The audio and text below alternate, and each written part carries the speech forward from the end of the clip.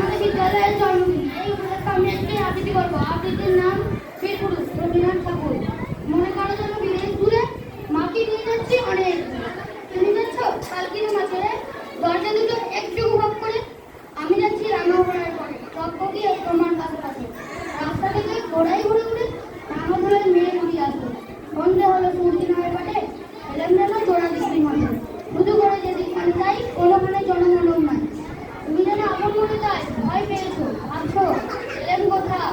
তাই বলছি ভয় করো না গো, ওটা কাটাই মহান বিশ্বতা। নমস্কার। নমস্কার, আমার নাম আফরোজা খাতুন। আমি পঞ্চম শ্রেণীতে পড়ি। আজ আমার বিদ্যালয়ের জন্মদিন। আমি খুব খুশি।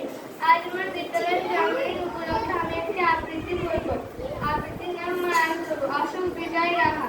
এক যে ছিল গাছ, সন্ধে হলেই দুহাত তুলে দূর দৌড়ে নাচ।